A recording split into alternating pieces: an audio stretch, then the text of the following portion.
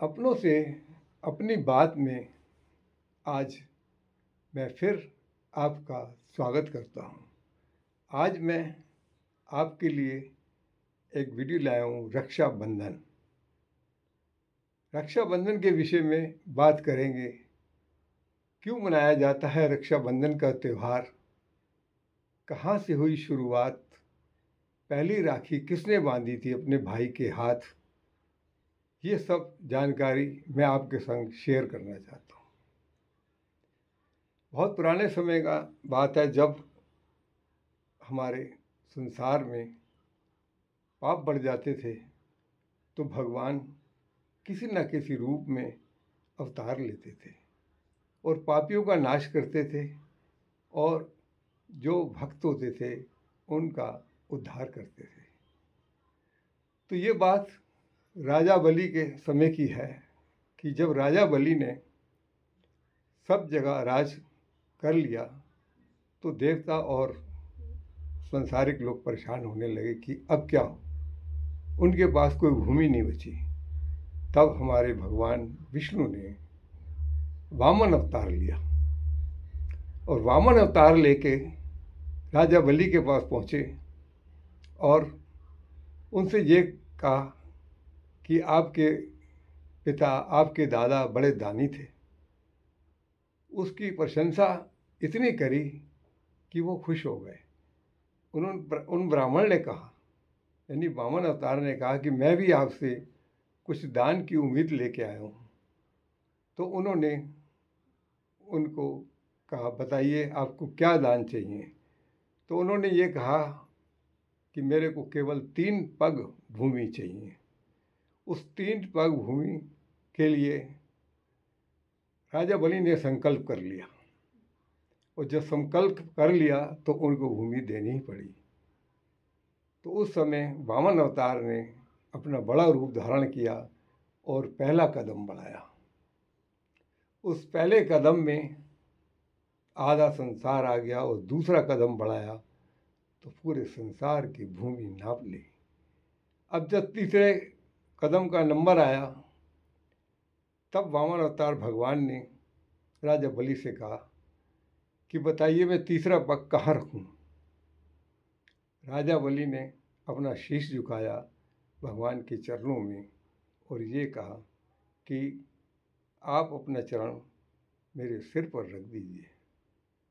बोले, तो क्या मैं आपका संकल्प असत्य समझूं? तो राजा बलि ने कहा कि जिसके सामने प्रभु स्वयं खड़े हों उनके भक्तों का वचन कभी असत्य नहीं हो सकता। आप बिल्कुल निश्चिंत होकर अपना तीसरा पग मेरे सिर पर रखिए। जब सिर पर रखने का नंबर आया तो भगवान ने अपना पैर पृथ्वी पर रख दिया और उनसे बोले कि हे राजा बलि, अब आप पाप मुक्त हुए, क्योंकि आप मनुष्य ना होकर मनुष्यों पर राज कर रहे थे। इसीलिए मैं आपका भला करने के लिए यहाँ आया हूँ ताकि मैं आपको उस पापों से मुक्त कर दूँ। तो राजा बलि बोले कि मैं तो आपके आगे शीश झुकाए बैठा ही हूँ।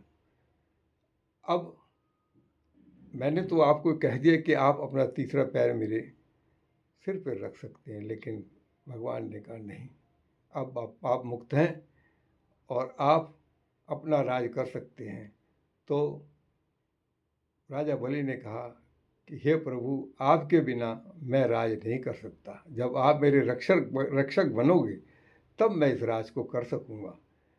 तो राजा बलि ने जब ये बात कही तो भगवान ने कहा ठीक है, मैं आपके साथ रक्षक बन के रहूँगा। तो उसी समय हमारे भगवान उसके रक्षक बनकर चले गए उनके साथ और पाताल लोक में रहने लगे। इधर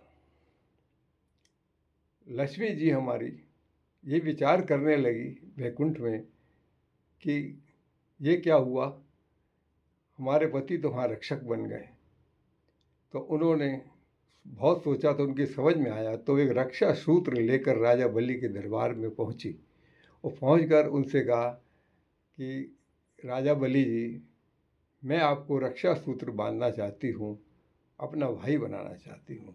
तो उन्होंने हाथ आगे बढ़ा दिया और लक्ष्मी जी ने रक्षा सूत्र बांध दिया। जब रक्षा सूत्र बंध गया तो ये भाई का कर्तव्य बनता है कि बहन को कुछ दे।